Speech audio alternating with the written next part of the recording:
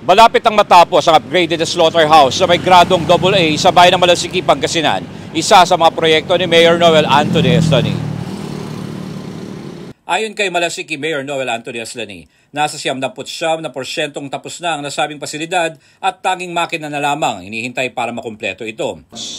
Upgraded yung ating slaughters nung tayo na kasi we have visited several slaughterhouses, kagaya ng sa Pusurubio, yung Cabanatuan City.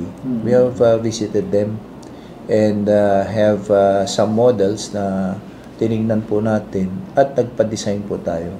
Ani Eslani, target na makumpleto ang AA slaughterhouse sa Setyembre at kapag matapos, malaking tulong ito hindi lamang sa mga taga-Malasiki, kundi maging sa mga karatig bayan para sa pagkatay ng kanilang mga hayop na baka at baboy.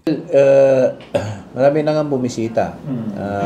Siguro yung clean at efficient na pag-slaughter ng mga hayop katulad ng baka at baboy. Open sa lahat. Karatig na bayan. Basta as long as they are paying the mga fees, charges for paggamit ng facilities natin. Dagdag ni Eslani, magiging source of income na rin ang naturang pasilidad. Sa kasalukuyan, merong 5 licensed AA slaughterhouse sa lalawigan ng Pangasinan ayon sa datos sa National Meat Inspection Service. Samantala, patuloy na nireresolba ang problema sa tubig sa bayan ng Malasiki sa pamagitan ng water concessionaire ng Calasiao Water Balibago Management Partnership. Sa ngayon, ang munisipyo pasamantalang nagsusupply ng tubig sa mga barangay ng bayan sa pamagitan ng pumping machine. Kaya yung magandang source ng water. So, ngayon, the municipality is still the one operating. Okay.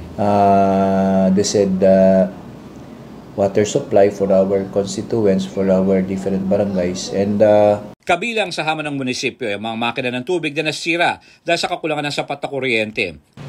Umaasa naman si Mayor Noel Anthony Eslani na mauunawaan ng kanyang mga nasasakupan ng pagtugon sa problema ng tubig ay sumusunod sa protokol at tamang hakbang sa paglabas ng pondo ng bayan.